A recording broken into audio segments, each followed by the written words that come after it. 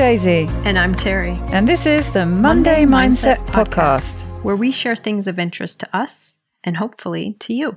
So let's get started with episode number 93. And this week, it's Daisy's turn to share something with us. Daisy, what do you have? Well, Terry, this week it's another kind of stumbled across something in a slightly different way from usual. This was one of those times where I was watching something on YouTube and they very kindly offered me suggestions of what I should watch next. And this is one of the things that was listed. And I thought it sounded interesting. And it was a name I was familiar with, but haven't actually watched or listened to him before, but have heard him mentioned by other people. So this is a TEDx talk by Sinek. And it is his apparently infamous, I just haven't come across it before, infamous TEDx talk, Start With Why. And I'm sure you are familiar with it. But as I hadn't watched it before, I thought I will give this a watch. Apparently it dates all the way back to 2009. So quite an old talk. I'm sure many people who are listening are probably very familiar with it. But I found the whole thing very interesting. It's very much targeted, by the sounds of it anyway, towards a business entrepreneurial type audience. But it was a good message, and I thought there were some really good things to take away from it. So he talks about his model that he calls the golden circle, and it's 3 concentric circles. The outer one, what, middle one, how, the one at the center is why. And this is, of course, where he talks about you need to start with why. And the basic principle is which way, which direction you go. So he says most people go from that outer circle in. So they start with the what. They go from the what to the how to the why. And what he's saying is when he's studied successful people, successful organizations, and the ones that really, really nail it are the ones that start with why. This is the common theme. So they start with the why and go to the how, go to the what. And he uses lots of great examples. Companies like Apple, he talks about the Wright brothers, and he gives some really good examples. So I recommend going and watching it. It's 15 minutes well spent. But he says, most people, they're starting with the what. They tell you what they do, how they do it, rather than really talking about the why. He says the why is important, your purpose, your cause, your belief. This is the key thing that you want people to buy into. And he says that, most businesses, it's really just about making money. He says that's a result. It's not a why. And this is one of these phrases that he repeats over and over. People don't buy what you do. They buy why you do it. And the goal is not to do business with everyone who needs what you have. The goal is to do business with people who believe what you believe. And that's where you get into that real brand loyalty. And he talks about, it was quite interesting. He took those 3 concentric circles and talked about parts of the brain and how we as consumers make decisions. There's the neocortex, the newest part of our brain, which is involved with rational thought, analytical thought, and language. And this is where we go from the what to the why direction. So you can have all the facts and the figures, but it doesn't feel quite right. And then he talks about the limbic brain, which is the part of the brain responsible for behavior and decision making, but doesn't have any capacity for language. And this is the part of the brain that works with trust and loyalty. And this is the why to the what direction. And we sort of talk from the inside out, talking to the part of the brain that controls behavior. It's that gut feeling. And allow people to rationalize their decision with what you say and do rather than the other way around. So if you can grab them with that gut feeling, they just have a feeling that it's the right thing to do, then all the other stuff is kind of fluff.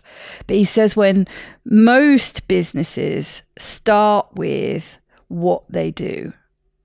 Here is something that I make. Here's a product that I make. I'm going to tell you about it. I'm going to tell you how I make it. Do you want to buy one? This is what, and he does this for different companies. And this is where Apple is the example. But that he says they start with the why, and you're selling a belief. You're selling this, what it's like to be an Apple customer. And he says the product is the same. There are other people who can make great computers, but you harness that why and you get people to be loyal and they want what you have to sell. And if you don't know why you're doing something, how can you expect others to buy into it? If you talk about what you believe in, you will attract those who believe what you believe. And he goes on to talk about, why does this matter? The law of diffusion of innovation, talking about early adopters and the early and late majority and all those kind of things, and getting very sort of businessy there. So I'm not going to go into that. So it is very much a presentation that's in the business and entrepreneurial space. But we've all heard about this, the importance of finding your why. But I thought specifically it could be a useful reinforcement for both yourself and others. And this model that he has about starting with the why rather than with the what. If you really define what you believe in, if you define what your identity is, I think it can be helpful not only to yourself, but setting up boundaries for other people, setting up expectations for how other people treat you. And there was something that a woman said at the end of a podcast I was listening to. I think it was a trailer for another one. She's a vegan, and she said, I think she was talking about a new podcast that she's got. And she said, I never say I can't have, I say I won't have. And I know we don't really talk about food and diet on this podcast, but I thought how different one word change makes it very different, setting up the expectation not only for yourself, but for other people. I can't implies deprivation, whereas I won't or I don't says that you have a choice about it. You're making a choice rather than being deprived. I can't have something. I choose not to. I won't do that. But the reason I think it's important and where it ties into this starting with your why is if you're very clear about your why and you make that clear to other people, it will help set boundaries and the expectation that you have on the way other people treat you. Because that's quite often, I think, especially when we're trying to start a new habit or behavior, and that's an excuse we often use, but other people sort of tempt me with something, or other people want me to do this or that. Well, if you're very clear about your why, if you're very clear about your belief system, and you make that clear to other people and they get it, they won't put those expectations on you. They won't, try and trip you up. I think too, if you think about that concentric circle way of looking at it, both you and I, obviously we've talked about this before, we met in the keto sphere and in our own lives talk a lot about weight loss, weight management. You You do a podcast connected to this. I work for a company connected to this. I have been saying this so much in the past couple of years that oftentimes people are focused on what they think is their why, but it's more that outer circle of the what. It's the result. So if someone says, I want to lose 50 pounds for this wedding, I look at that as much more, that is the what.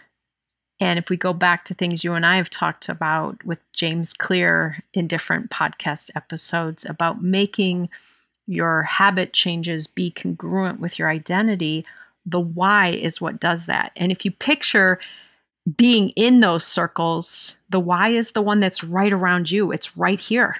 So it's going to keep you grounded to this new habit, this way of doing something. And the what, the result, it's the furthest one out. It's the reach. But if you don't stay put in this one, in the why, you'll never do the how to get to the what. So somehow I picture it almost like standing in the middle of those circles. And the why is so important because that's where you are. It's what you're grounded in. And then you use the tools, the how, to create or get the what. But if you don't start here, you can't have those other circles. Yes, I think that's often the problem, isn't it? You are so often starting with that what. You know, changing your diet is such an easy example to use. I don't know, maybe it's because it's something that has been such a shift for me, and it's something I see so many people, you know, like you say, we're surrounded with people who are trying to make this shift all the time. So you see these examples all the time. And that is very much staying out in those outer limits of the what, isn't it? And that's where it was connecting in my brain with this I can't versus I won't. It's this really making a diet, a lifestyle, is that difference between the what and the why. It's the I won't or I don't rather than I can't.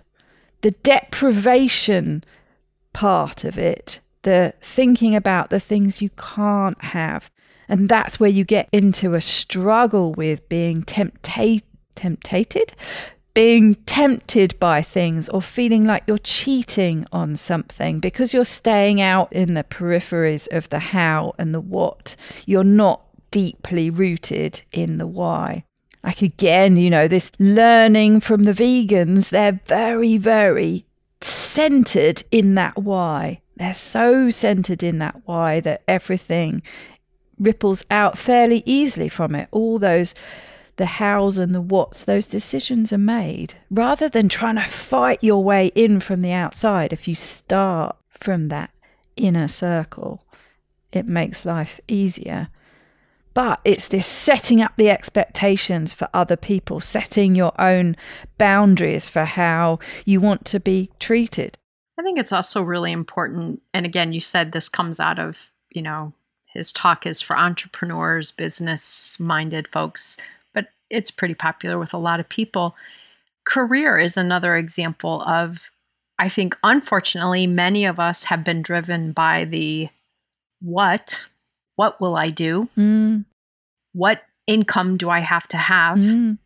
Then we fall back on, okay, well, how will I get there? And it's, again, kind of ungrounded if it doesn't really stem from what's important to me. Where do I want to connect myself in my values to assess what I produce, what service I provide, product I make, or whatever. We start out there. What can I do to make enough money? Or maybe if our thing is the what, I want to earn $100,000. Then we look at the, okay, well, how will I do that? And both of those are void of the why, the personal value, the reason that this is driving you. And so it's kind of just chasing things. It's not really being grounded in this. And so I think the concentric circles is a nice way for me to think about the whole idea of your why and helping remind you that it's your most centered place. The how and the what are important, but they come out of the why. They're built on the why. Yes, it's very true. Yeah, that word you just used there, chasing, it's very much like last week's episode with the happiness and success. Mm-hmm. If you're focusing on the success, you're always going to be chasing it, always going to be chasing it. It's always going to feel like it's out of reach. Whereas if you ground yourself in the focusing on the happiness part, all of a sudden it becomes more reachable. Mm-hmm. Again, you focus yourself in the why part, the how and the what suddenly become in reach. But they're aimless if you don't have your why. Yes, and it always feels like you're grasping or you're stumbling or you're chasing. Now I'm thinking of a tether ball. I don't know if you do much tether ball. I don't know if anyone does tether ball anymore, but it's a ball that's on a long cord on a pole. Oh, the one that goes round and round. Yeah. And you hit. Yeah. And so if you think about it, it's centered on your why. The pole is right here. You don't just throw that ball way out there. It stays close to your center. That we have to be kind of grounded in that to really do the things that are challenging. Changing a habit, changing our way of eating, whatever it might be. If it doesn't serve a good purpose for us personally, how to get there and where to get is going to be very hard to achieve.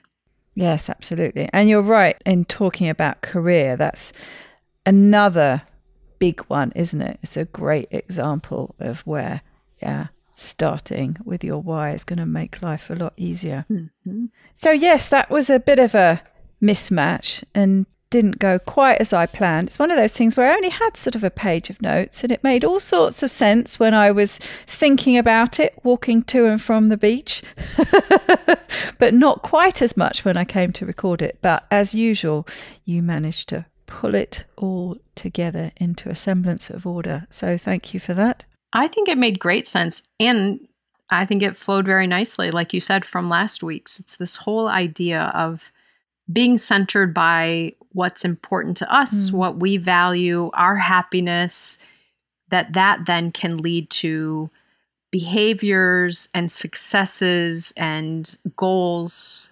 outside of us.